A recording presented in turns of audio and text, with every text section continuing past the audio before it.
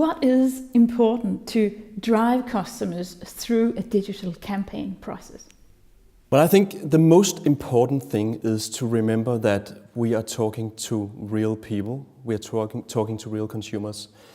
So when we're talking about digital flows or digital, how we can drive the customers through the digital flows, it's really not that different from people going into a store in the real world. So what we do is we look at the customer journey and we look at what different steps in the customer journey the customers will go through. And then we need to give them the right information, the right messages through this customer journey. So we help them actually get through it. So it's not a linear process. That's one of the big mistakes I think we make when we are doing digital communication. It's more about going forward, backward, doing something offline, going back online again.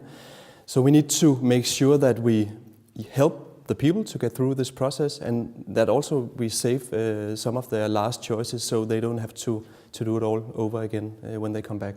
Because it's not from A to B in one step. That's very seldom when we talk customer journeys. So it's not a linear process. It's not from A to B. What would it look like then instead? Can you come with an example of that? Well, it's very different. I can take a personal example right now. I'm looking at buying a new car right now. So buying a new car for me starts online today. So I start looking at the different brands that I would see. I look at prices. I look at some of the technical stuff. Not too much because I'm not interested in the technical, but just the motor sizes and stuff like that. Then I go to the dealer. I want to feel the car. I want to test drive the car. I go home again and I do some more research online. I go to the dealer again. So I go back and forward. I do stuff online, offline. The good online dealers or the good online brand sites helps me remember what I did last time, so I don't have to start all over again. So it's about data. It's about saving the data I left at my last visit. And it's also helping me saying that this would be the right time to actually go to see an offline dealer because you need to get the feel of the car. So look at my customer journey, look at how they can help me to get the right information at that stage I'm in at the moment, but not expecting me to do everything at one time online. So how do you engage the customer in such a process? I think engagement is about it's about information. It's about the right information, but it's also about challenging the consumers.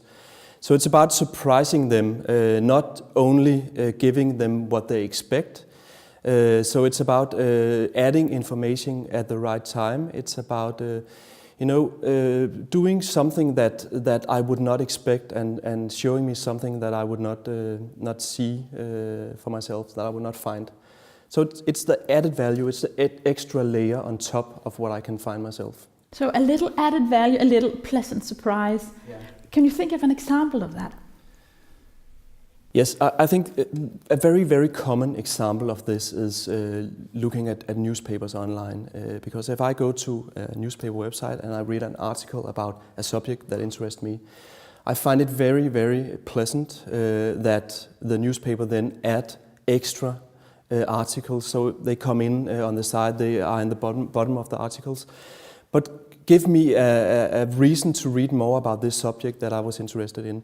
So instead of me having to go back to Google or search for the subject, they put the right relevant information in the bottom of the article. So they help me learn more about the subject. So again, helping the customer with the right extra things at the right time that they hadn't perhaps even thought of themselves. Yeah.